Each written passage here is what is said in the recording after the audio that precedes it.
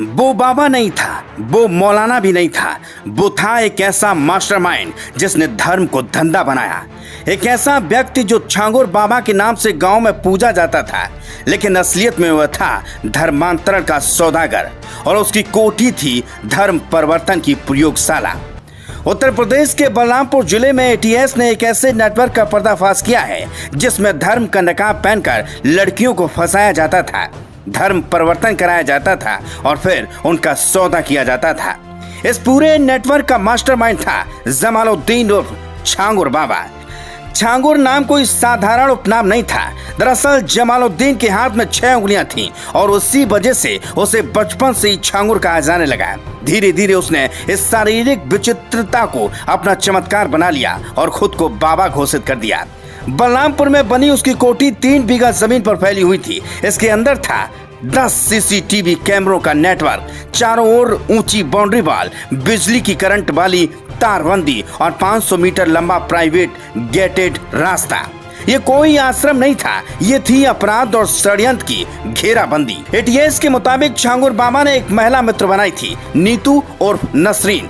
नीतू धर्म परिवर्तन के लिए हिंदू लड़कियों को टारगेट करती थी, बहलाती थी और उन्हें बाबा के हवाले कर देती थी। लड़कियों के धर्म परिवर्तन के बाद उन्हें आगे शादी, मदरसा या ट्रैफिकिंग के नेटवर्क में धकेल दिया जाता था। सूत्रों का दावा है कि बाबा के पास जाति बार रेट लिस्ट भी होती थी। पुरानी रिपोर्ट्स की झलक देखें तो साल 2021 में उत्तर प्रदेश एटीएस ने कई ऐसे धर्मांतरण मॉड्यूल पकड़े थे जिनमें धार्मिक चमत्कार, इलाज, शादी और आर्थिक मदद के बहाने धर्म परिवर्तन कराया जाता था। उस समय भी दिल्ली, लखनऊ, मुजफ्फरनगर, मेरठ और बलरामपुर जैसे जिलों का नाम इन मामलों में सामने आया था।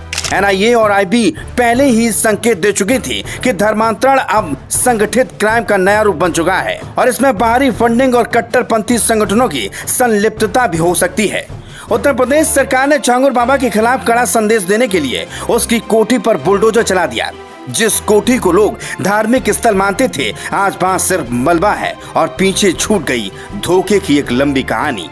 क्या धर्म अब कमजोर वर्गों को नियंत्रित करने का टूल बन गया है? क्या धर्मांतरण अब धार्मिक नहीं बल्कि रणनीतिक हथियार है? और क्या समाज अब भी आंख बंद करके ऐसे ढोंगियों के पीछे चलने को तैयार है?